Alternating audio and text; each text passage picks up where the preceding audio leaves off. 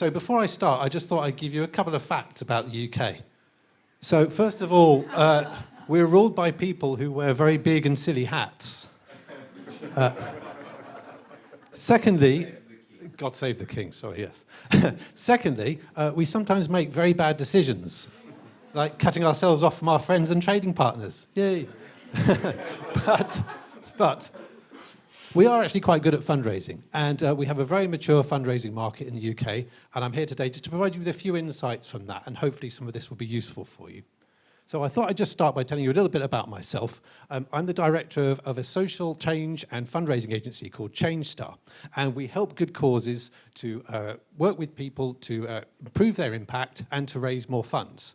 And we've worked with, as Andre says, some large international organisations like WWF, but we also work with small local charities as well. And I've been doing this for over 30 years, and obviously it shows. The other thing that I do, I also work with individuals to help people sort of understand human beings better. So understand how human beings think and behave, and then apply that knowledge to actually achieving better change in society, including within fundraising. So I'm going to talk to you about 5 lessons from fundraising in the UK. But before I do that, I thought I might tell you a little bit about where fundraising is actually at the moment in the UK. And in summary, it's quite variable. If you went to a fundraising conference in the UK now, or you read a blog from fundraising in the UK, you'd probably get the sense that everybody's doing these incredibly posh multimedia campaigns and spending tons of money, recruiting millions of new supporters. And actually, that's not the reality at all. And the reality is that most fundraising is not large scale in the UK. And in fact, 95% of charities actually have an income, annual income of less than £500,000. So the great majority of charities are actually still trying to make things work with a fairly small amount of resources. And so only about, I think it's 1% of charities in the UK have an income of over £5 million. So in reality, those charities that are doing all these big innovations and using multimedia campaigns, those are the very, very great minority of charities. And so what I'm going to talk to you about today is most of the charities and how to make the best out of the limited resources you have. And I hope that that works with where you folks are at in the room as well. So the 5 lessons I'm going to talk to you about are, first of all, how to start an individual giving program, some of the things that you should think about before you get involved in it. Secondly, how to do a touch point review, which I will tell you about as we get there. Thirdly, how to raise funds for difficult causes, which I think might be appropriate for a lot of people. Fourth, when recruitment works, what you should do. When your recruitment activity is working, what you should do. And then finally, how to get the basics right in your individual giving program and in supported development. Now, I know all of you are from Central and Eastern European countries, but you'll all have different roles. You'll all be working for different causes. So I hope these things will be relevant to you all in some way. Please do ask me. There'll be questions. There'll be loads of time for questions after I've finished my talk. And also, I'm around all morning. So if anybody wants to sort of grab me and have a chat over a cup of coffee, I'm very, very happy to talk about that. So let's get on with lesson 1, how to start an individual giving program. So quite a lot of charities approach us at ChangeStar, asking us to sort of tell them a bit more about how they can set up an individual giving program. And that might be because they maybe have relied on one source of income up to that point. Maybe they've used trusts and foundations and they found that they're trying to rely on that too much and it doesn't give them a particularly stable source of income. So they want to diversify their fundraising base. Now, one of the questions that comes up the most in that sort of situation is, well, how do we go about starting it? You know, what does it cost? What do we need to go through? And we found that a lot of people have really inaccurate expectations of what it costs and what actually needs to happen. And actually, this can really present a lot of problems when people get further down the line in trying to run one of these programs. They might abandon it, or it might not do as well as they'd hoped. So I thought this first lesson could be about what to think about before you decide to go ahead and how to best get yourself started. So the first thing to do is to make sure that you've clarified your aims. This may sound really basic, but there are actually different ways of putting your aims together. One might be that, say you've got a lump sum of money that you've been given to invest in your individual giving program, and you've got to use that to get the best value you can out of it and to recruit as many people as possible. That's one way of doing it. Another one could be that you've been told by somebody up above to recruit X number of donors or to raise X amount of money, and they will give you whatever money is necessary to actually get to that point. So yeah, there are different ways that you can actually set your aims, and sometimes those won't be coming from you. There will be other people telling you how to do those. And that's what leads us to our second point, is the need to set realistic expectations within your organization before you even start on individual giving. And I mean, as fundraisers yourselves, you know that it costs quite a lot of money to run an individual giving program. You know that it's a long-term commitment, but other people in your organization don't. And that includes the people that are going to be funding it and making decisions about whether to invest in it in the future. And when things are going slightly wrong with it or tests aren't working, they're the ones that you want to have on your side and understanding what's going on. So it's absolutely critical that they understand how this whole program works. And I just take resources as one example. So I found that a lot of people really underestimate how much it costs to run an individual giving program just over a year, just all the activities that are needed. So even if you're just recruiting a couple of hundred people per year, a couple of hundred new supporters, you still need all the basic activities of a donor development program to happen. You still need to run cash appeals. You need to run regular giving appeals. You need to run newsletters.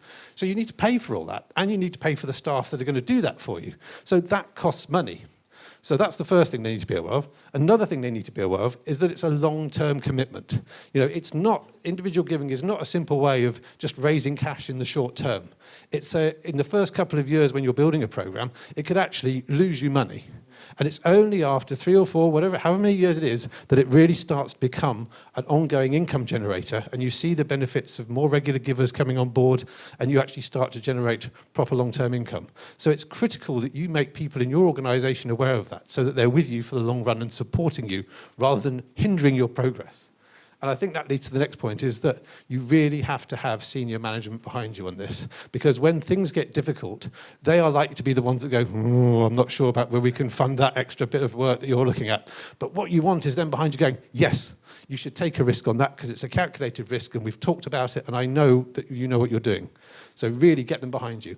And I would say, if they're not behind you, then you really should ask whether your organization is in the right place to be starting on this sort of program at the moment.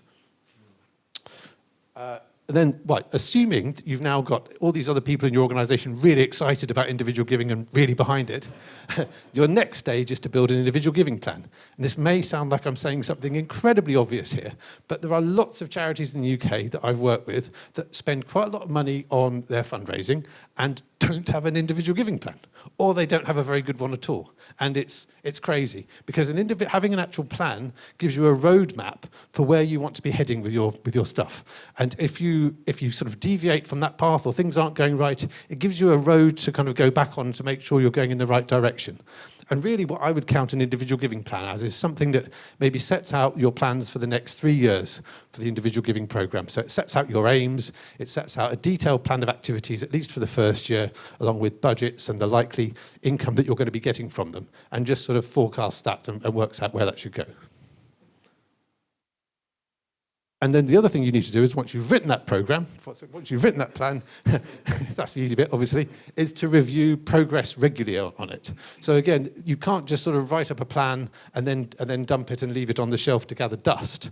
You have to revisit it, I'd say at least every quarter, and have a day to sort of sit down and say, well, okay, where have we got to on this? What activities have we run? What are the results like? Where did we hope we would be by this point? And where should we be going for the rest of the year? So it enables you to review where you've been going and then to look at where you're going in the future and to readjust your strategy if you need to do so. Okay, so that's lesson 1. Lesson 2 is about doing a touchpoint review. Now, you probably won't have any idea what I'm talking about in this, but basically the idea is that recruiting new supporters is the most expensive thing that you can do in fundraising, right? It's the hardest and most expensive thing to do. And the reason that is that obviously it costs a lot of money to buy the media to actually distribute your message to people. So whether that's through lists or whether that's advertising, whatever it is, the cost of those media is the thing that's killer. But the real problem is that you only reach a small number of your people in your target audience through those media. A lot of the people that you reach in that are people who aren't interested in your cause at all. They're not your target audience. So before you spend loads of money on trying to sort of recruit people through these media, wouldn't it make sense to actually try and speak to the people who are genuinely interested in your cause? And those will be the people that have contact with your organization on a day-to-day basis. right? Through your websites, through your services, through your reception, through your social media, all those sorts of things.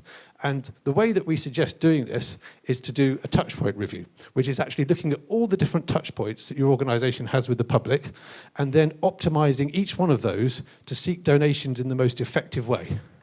So this is basically saying, use your time to actually seal up this group of people and get automated asks going to them before you start spending loads of money on people that perhaps care less about what you're doing. So how to go about doing a touchpoint review. I'm going to actually show you an example from a sort of a medical charity which has a sort of helpline and other outreach services for helping people with a particular disease. Now, the numbers I'm putting in this chart are actually all made up, so I'm not sort of giving anything away from this. So you may not be able to see this particularly well. I hope you can see it all right. So the idea is that what they've done is they've listed all of the different touch points that their organisation has with the public on the left. So they've got local services, they've got local group meetings. This is maybe where people who've got this condition maybe meet up together and talk about it and support each other. They've got social events, they've got volunteers that they've got. They've also got outreach services. So they've got a telephone helpline going on. They've got a website, they've got other social media communications like Twitter followers and YouTube subscribers. And this list goes further down into the floor. There's loads and loads of other touch points that they've got. But you can see that what they've started with is just building a list of these touch points. The next thing that they've done, as you can see in the middle column, is looked at the number of people they've engaged per year. So you're seeing just how many people are going into that organisation per year and that they're having communication with. And then next to that, you're looking at the support and recruitment activities that they're currently doing in each of those touch points. And you'll see on this that on the first one, they've got none. Branches tend to fundraise themselves. None, none, none. It doesn't matter if at the moment there are no bits of fundraising being done on those touch points. The aim of this is to go, oh, right, we're not making the most of them, clearly, to get donations. So that's your first few stages. Once you've done that, your next challenge is to prioritize these touch points in order of the potential contribution they could make to your fundraising if you were to really optimize the fundraising from them. Hope that makes sense. So the way that you would go about doing that is a mixture of, well, the number of people per year, obviously, that comes to them. So the ones with the greatest number of people are likely to make the most impact, but also the ones that maybe have the warmest people coming to them, the people that are most committed or likely to be the most responsive, or also the ones that are just easiest to amend so that you can improve the fundraising from them. So in this example, I mean, you can see that the website, I mean, there's 1.3 million total website visits, so that's a pretty decent touch point as far as I can see. So maybe the first thing that you would do is start looking at how you can optimize the fundraising from the website. But you may also look at the second thing down, which is those local group meetings. So those might be an opportunity to raise funds in person from people. So yeah, there are lots of different ways of doing it. So before I just go through another worked example of this, I'll just give you a quick summary of what I was talking about. So list your touch points, prioritize them, evaluate what the current fundraising methods are being used in them are, if there's any at all, and then we set out how to go about optimizing each of those touch points for fundraising. So I'm going to give you an example from a local charity near Brighton, and it's called Albion in the Community. So this is just for a backdrop while I talk about it, basically. This is the welcome pack that they've got for their regular giving program that we developed for them. So Albion in the Community is the charity arm of Brighton and Hove Albion Football Club. Really. So they are in the Premier League. They're doing really well on not very much money, but this isn't about Brighton and Hove Albion. This is about their charity. Their charity works in the community to help people with disabilities, to help middle-aged people get fit again. It helps kids to kind of get social and start playing football. It does loads of great stuff. And they asked ChangeStar to come in and help to recruit new supporters for them. And we said, well, you've got to start with a touchpoint review. You've got to start with this. And what we found was that most of their touchpoints were quite similar to a lot of other charities. They have a website, they had social media, they had services that they provide. But one thing that was quite interesting is that they run soccer schools for kids in the holidays, where parents take them, the kids turn up, and they have a day of messing about, kicking each other, and then they come home. And we thought, well, this could represent an interesting touch point. So let's just talk about that one of how we actually then analysed that to see how it worked with fundraising. So what we found, there was a table next to the football pitch. When parents arrived to drop their children off, they had to register their kids and sign them up for the day. And then the parents left, and then they came back and got them and picked them up from that same table. And we thought, well, that represents an opportunity to raise funds. Not necessarily when the parents are dropping the kids off, because then they'll be in a rush to go somewhere else, but when they're picking them up at the end of the day. So we asked the charity to ask the people who were sort of sitting on the desk and being the representatives to just say one sentence to parents to say, would you like to support Albion in the community with a monthly gift? You'll get 10% off soccer schools, and you'll be really helping people in the local community. That's one sentence, and we briefed them to do that. And we also asked them to make that ask when parents were picking the kids up from school, and to try and sign them up there and then. So it might be sort of signing them up on an iPad live, or it might be getting to fill in the form, but then they would give them a welcome pack there and then as well, so that they immediately get something for doing that, and immediately other parents can see that they're getting something for it. So this is a kind of a nice welcome pack with a badge and bits and pieces in it. And even if they didn't sign up there and then, they would get a leaflet with a form on it to sign up, and then they would get a reminder on email a day or two afterwards to sign up. So I mean, that sounds like a lot, but that is what you've got to do on a touchpoint review. That is just for one touchpoint. And so putting that level of detailed thought into each of your touchpoints and how you can optimize them is really, really important. Because as I say, once you've done that, you've kind of sealed up all the different ways that you're talking to people in the general public, and you've got those automated and working for you and bringing in new regular givers, hopefully, every month and all the time. I hope that makes sense. Okay, the next thing is how to raise funds for difficult causes. So, I know this one is probably of interest. So, you all, where do I start with this, really? So you all come from Central and Eastern European countries, and I think some of you will be working with political causes, some of you will be working with maybe quite divisive causes and controversial causes, so even refugees, for example, can be difficult. Certainly in the UK, it can be a difficult cause. And I think if you're working with this sort of cause, there may be several worries you might have about fundraising from it. So one might be the fact that you've got quite a small target audience compared to some other charities. Another one might be that it's maybe a bit of a controversial cause and you're a bit afraid of saying the wrong thing about it. Another one might be that you've got a group of people in your country that are actively against your cause and what it stands for. Another one might be, that's what I'm preaching to the choir here. And another one might be also that you just don't have that many resources because of all those aforementioned things. So, but what I'm hopefully going to show to you today is that, by focusing your message and focusing on the right group of people, you can come out with a good fundraising program from this. And I think So I think one of the key principles behind this about being a difficult cause is two things. One is that there are some causes out there that have a very wide appeal. It might be sort of cancer research charities or animal charities or things like that, right? So no one really objects to them. And they're also really uncontroversial. No one's going to be shouting, "I hate cancer research." This is just not how it really works, right? But the thing about being a difficult cause is that you have a smaller target audience, and you actually there are people out there that are actively against your cause, right? That's roughly how I see it. And the issue with this is that I think you can get over this if you talk to your target audience. The really important thing is that however controversial your cause or however difficult it is, you will have a target audience that really cares about your cause. Your task is to find them and talk in a direct, emotive and motivating way to them. That is what you've got to do. So in this very sophisticated diagram that I've prepared for you, the idea is here that, you've got to talk to your audience, right? This lot. You've got to convince those in a passionate way about why they should support you. You don't need to worry about the others. You don't need to worry about the rest of this, right? The idea is not to dilute your message and try and be all things to everybody and try and appeal to everybody, because that just won't work. Because you're never going to convince this lot to give, so you don't need to worry about the hostile audience. So I think what I'm saying is that you've got to talk passionately to your audience, you've got to find that audience, but don't worry about the other ones. And I think a lot of charities, particularly those with a wider appeal, can often can often make the mistake of making their thing, they're diluting their message. So they're trying to appeal to everybody, but they never actually appeal to the people that really care about their cause. So in a way, being a controversial cause, perhaps, it almost gives you that ability to really focus on the people that you know really care about it. So what are some of the principles you need to follow? So as I say, focus on your target audience. You do have one, so focus on them.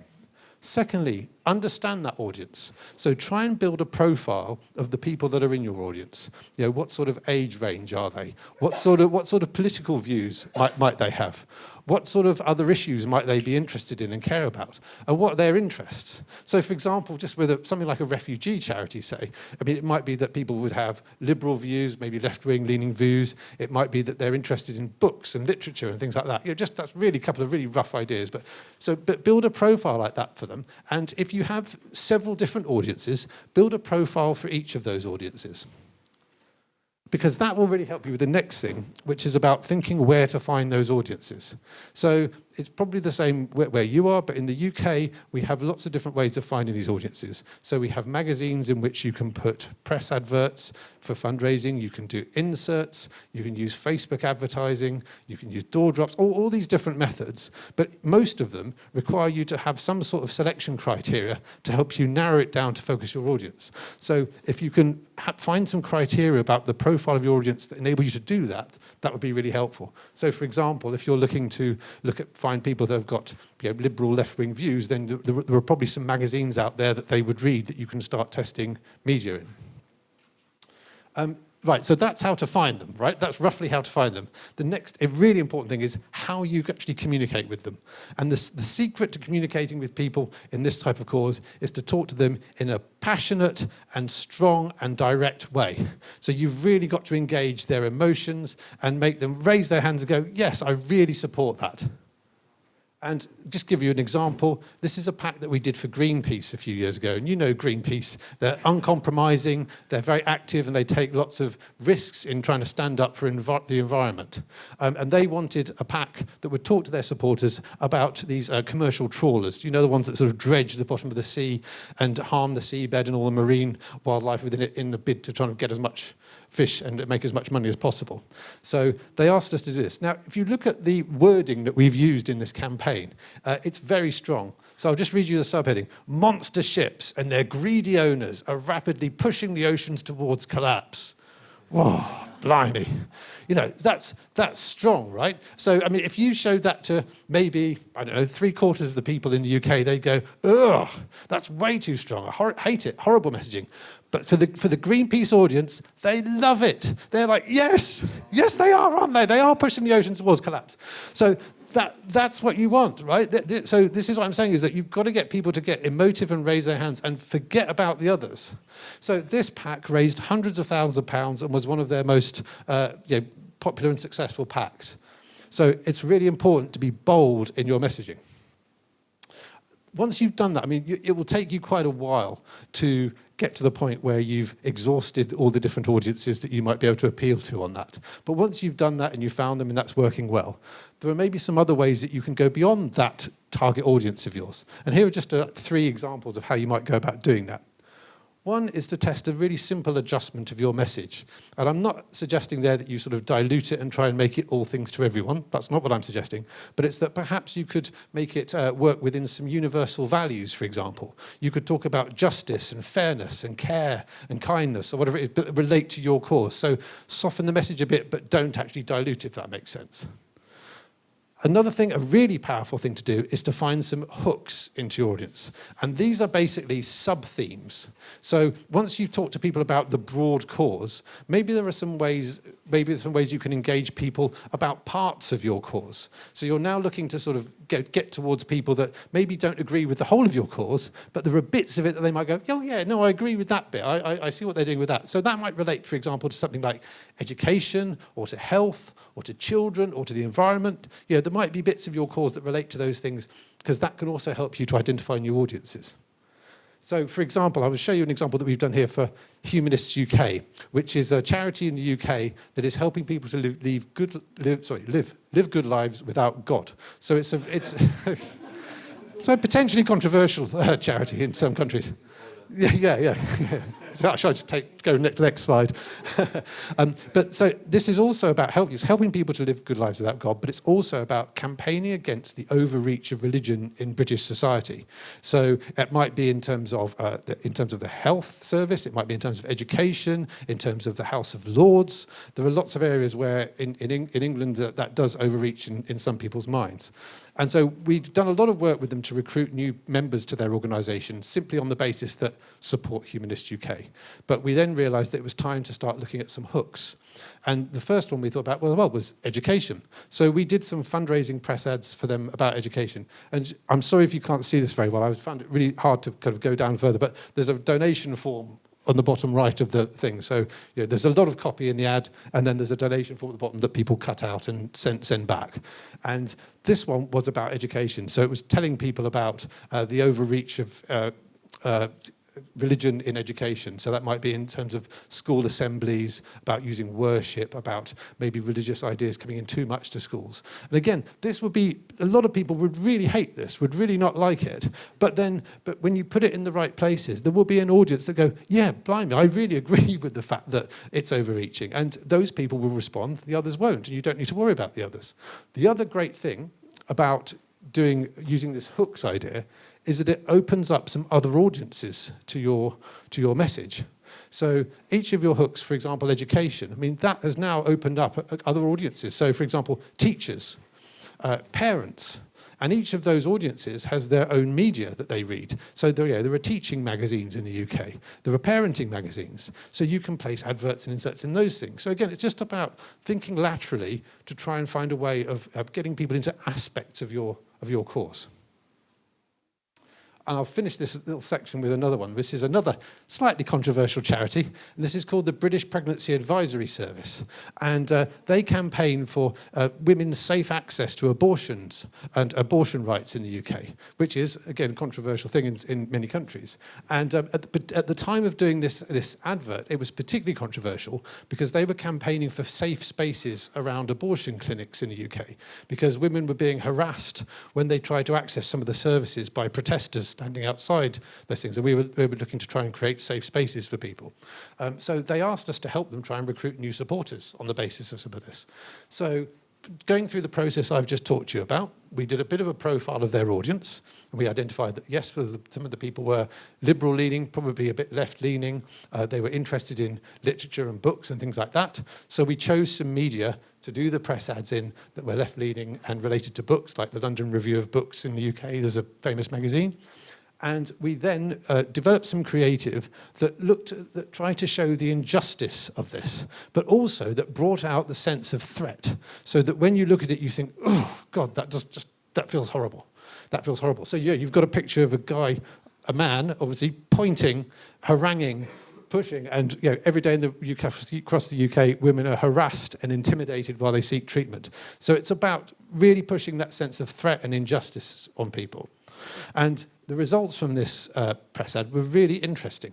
So some of the titles that we tested it in didn't do very well. But more than half of them did, and they did really, really well. And what that made us think was, well, look, our audience is there.